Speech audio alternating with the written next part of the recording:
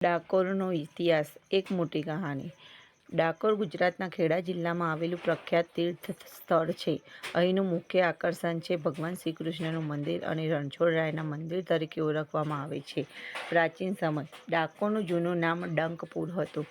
પ્રાચીન સમયમાં આ સ્થળ શાંત ગામ હતું અને અહીં ગામની તળાવ આસપાસ લોકો વસતા હતા। ધીમે ધીમે આ સ્થળ ધાર્મિક મહત્વ ધરાવતું બન્યું। ભક્ત બોડાનાની અદ્ભુત કહાની। ડાકોરના ઇતિહાસમાં સૌથી પ્રસિદ્ધ કથા છે ભક્ત બોડાના અને ભગવાન શ્રી કૃષ્ણની। ભક્ત બોડાના દર વર્ષે દ્વારકા જઈને શ્રી કૃષ્ણ દર્શન કરતા। વૃદ્ધાવસ્થામાં પણ તેઓ ભક્તિ છોડી નહીં।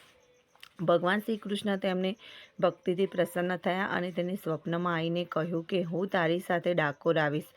કથાના અનુસાર બોડાના દ્વારકાથી શ્રી કૃષ્ણની મૂર્તિ ગાડામાં બેસાડી ડાકોર લાવ્યા। દ્વારકાના લોકો મૂર્તિ પાછી લેવા આવ્યા પરંતુ ભગવાનનો ચમત્કાર બતાવ્યો। અંતે નક્કી થયું કે મૂર્તિના વજન જેટલું સોનું આપવામાં આવશે। કહેવાય છે કે બોડાનાની પત્ની પાસે માત્ર એક નાની સોનાની નથ હતી પણ ચમત્કારથી મૂર્તિનું વજન એટલું જ નીકળ્યું। રણછોડરાયજી મંદિરની સ્થાપના। આ ઘટનાના બાદ ડાકોરમાં ભવ્ય મંદિર બનાવવામાં આવ્યું। આ મંદિર આજે રણછોડરાયજી તરીકે મંદિર ઓળખાય છે અને લાખો ભક્તો અહીં દર્શન કરવા આવે છે। મંદિરનું આજનું નિર્માણ 18મી સદીમાં થયું હતું। અહીં દર પૂર્ણિમાએ અને ખાસ કરીને જન્માષ્ટમીના દિવસે ભવ્ય મેળો ભરાય છે। ગોમતી તળાવ મંદિરની બાજુમાં આવેલું ગોમતી તળાવ પણ પવિત્ર માનવામાં આવે છે। ભક્તો અહીં સ્નાન કરીને મંદિરમાં દર્શન કરે છે।